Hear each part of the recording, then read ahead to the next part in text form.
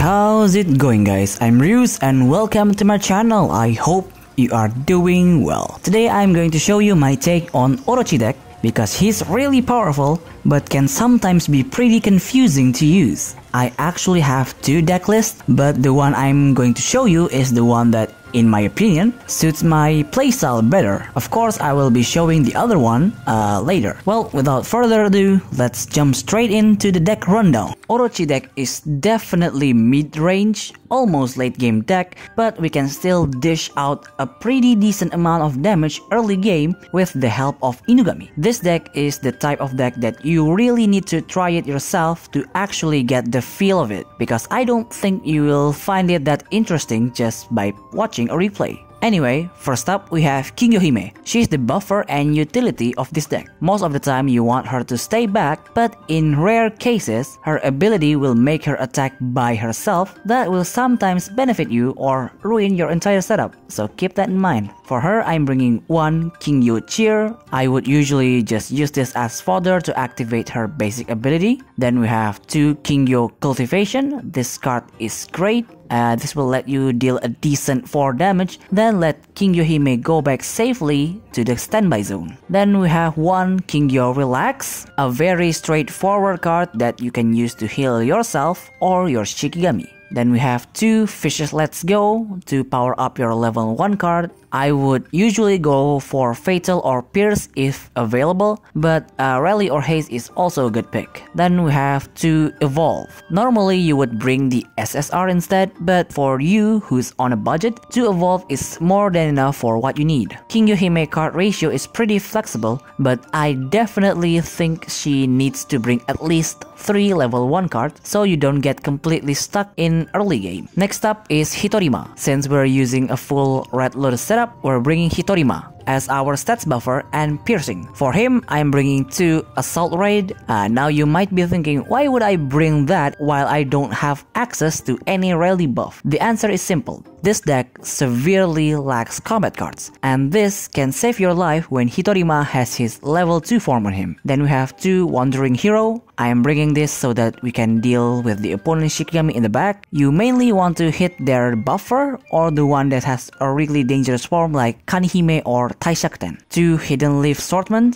a simple card with big stats and piercing. If your setup is good, he can definitely kill almost anyone. And to evolve just for the team stats boost. Then we have Inugami. He will be our tanker. He can take a lot of damage and can revive on demand. You definitely need to feel the timing when you're using his card so it doesn't get wasted. For him, I'm bringing two Heart Strike rather than using this early game. I would usually save up my combat cards for mid game or late game because that is the time we push for victory. Then we have two Loyal Return, absolutely great card. It's a revive on demand, definitely useful, and even when he dies again, he can still turn into Snake Demon and be usable again in next turn. Then we have two Strike Evil, a combat card with big attack boost. Try to only use this when you can direct attack to see some really nice numbers. One Guard, this one is purely for emergency if you need someone to put in the combat zone. Lastly, we have one Sword Flurry.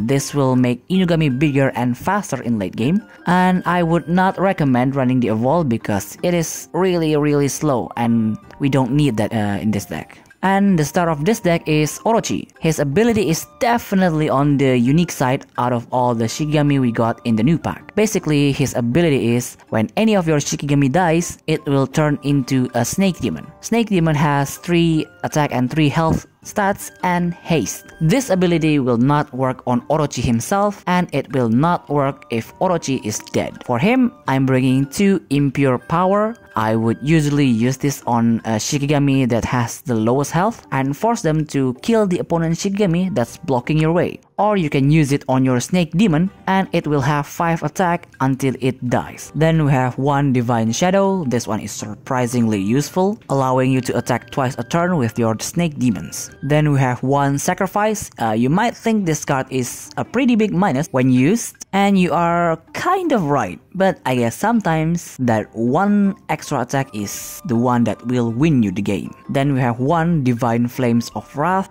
This one is pretty dang powerful if you have at least 2 Snake Demons, but since this card needs a bit of setup, I don't recommend bringing more than one. Then we have one Serpent God of the Rift. I am bringing this one purely for flex, to be honest with you. But the 3 damage is really good in my opinion. And to evolve. Now this one is just nasty. Your Serpent Demon will no longer be those small ones with 3 attack and 3 health. They will be 7 attack and 9 health once you evolve him. But do remember, if your Shikigami turns into a snake demon after you evolve him, you cannot control it. So if possible, try not to let all of your Shikigami die after you evolve him. Keep at least one so you don't have to purely rely on RNG to do anything. Also, Orochi is pretty flexible with his cards other than the must-have evolve. So you can play with the ratios until it suits your playstyle. Oh, and before we start the replay, here's my previous build of Orochi before I change to this one. Now that you've seen that, let's jump straight into the replays. Our first battle is up against another Orochi deck, but they are using Charged Shikigami. Here's the thing, Orochi deck in itself is pretty slow in my opinion, when compared to other aggro decks. Adding Charged Shikigami is going to slow it down even further. Even though it will pay off in the endgame, well, let's see how well that strategy will work on us. On our turn, we're going to activate Inugami stats boost spell, then attack their Shishio and pass. On their turn, they attack our Inugami, then put Living Dead on Kuromujo and pass. On our turn, we're just going to attack their Kuromujo with Inugami. Inugami will die, but because of Orochi ability, he will turn into a snake demon. On their turn, they activate Inugami stats boost spell, then attack directly and pass.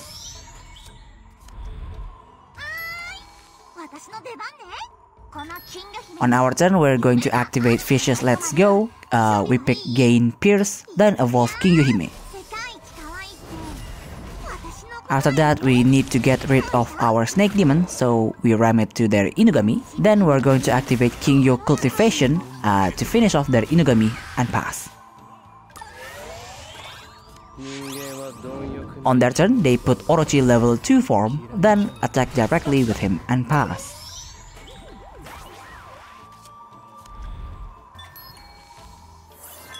On our turn, we activate Loyal Return to revive Inugami, then activate his stats boost spell and attack their Orochi. We don't need to finish them off because they will get impatient and do it themselves. On their turn, as I predicted, they attack with Orochi and kill our Inugami and one of their Snake Demons.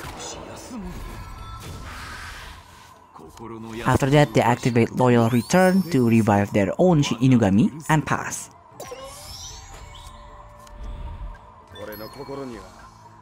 On our turn, because we drew another Loyal Return, we're going to ram our Snake Demon and kill their Orochi. That will trigger Kingohime ability to attack directly and deal 6 damage. Then we evolve Hitorima and activate our own Loyal Return. After all of that, we finish it off with Strike Evil to deal a delicious 9 damage. On their turn, they activate Kuromujo combat card that has Hunt to kill our Kingohime.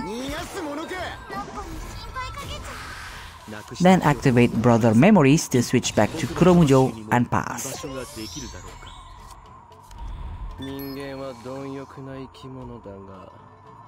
On our turn, we attack their Kuromujo with our Snake Demon, then activate Sacrifice to kill our Snake Demon to reset our assault. We attack with Hitorima, that will kill their Mujo for good this time, and to top it off, we activate Assault Raid to deal 7 damage to their life and pass.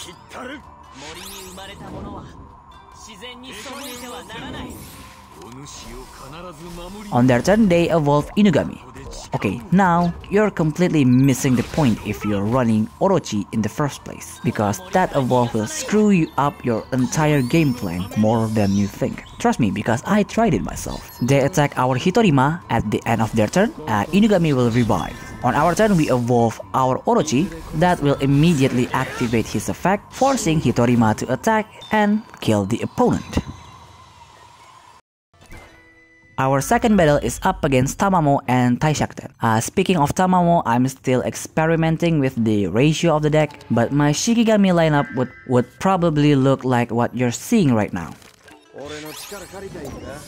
we get the first turn this time. If you can, try to get King Yohime level 1 card to start your turn. But if you don't get it, you can just start with Inugami instead and power him up. On their turn, they activate Nap Time to copy Kanihime card that will trigger Taishakuten ability to attach Lotus on our Hitorima. Then they attack directly with Taishakuten and pass. On our turn, we activate Inugami stats boost spell, then just attack their Taishakuten and pass.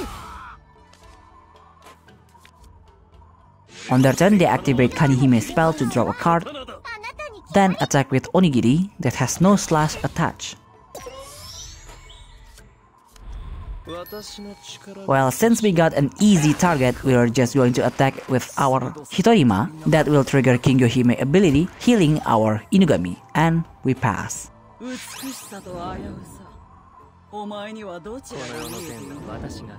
On their turn, they put Taishakuten SSR form on him, then attack our Hitorima with Kanihime and pass. On our turn, we activate Wandering Hero on Inugami. Then we hunt their Taishakuten with Inugami. We have one orb left, so we put Hidden Leaf Swordsman on Hitorima. That will trigger King Yohime ability, giving Inugami a +1 stats boost, and we pass. On their turn, they activate Tamamo spell, dealing 3 projectile, then attack directly with Kanihime and pass. On our turn, we activate Vicious Let's Go to power up our level 1 card, then attack their Kanihime with Hitorima. That will deal 2 damage piercing and trigger King Yohime ability, healing our Hitorima, and we will just pass.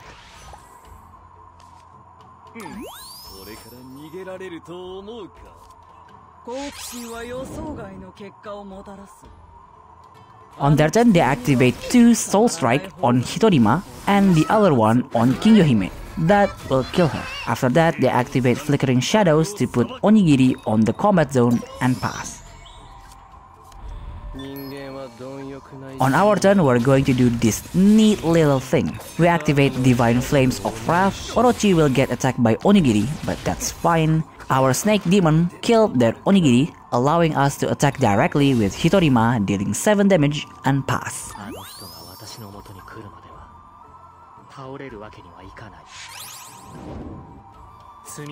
On their turn, they activate Do Good Deeds and Bestowal to our Hitorima, then activate the Falling to deal 6 damage split and pass.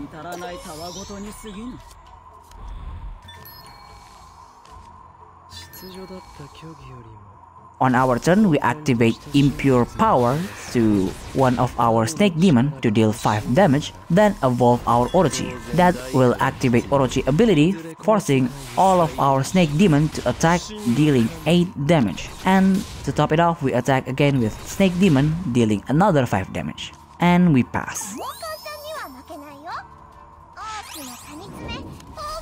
On their turn, they put Kanihime SSR form on her, then activate her spell to draw 2 cards. That will trigger the form ability and auto attack, killing our Snake Demon. Then they activate another spell to draw 3 cards this time and pass. At the start of our turn, Orochi ability will activate, forcing Hitorima to attack and kill their Kanihime. The opponent last hope just died, so they will surrender. Well, that's all for today's video. I certainly hope you enjoyed it. Orochi is hella fun to use, but I do admit he's kind of tricky to figure out at first. You'll be fine after using him for 2 to 4 times. Definitely need to think a few steps ahead so you don't do any major misplays. Anyway, if you want to support the channel, I have Patreon and Ko-Fi links down below. And as usual, if you have any kind of feedback, leave it down in the comments. And see you next video. Bye!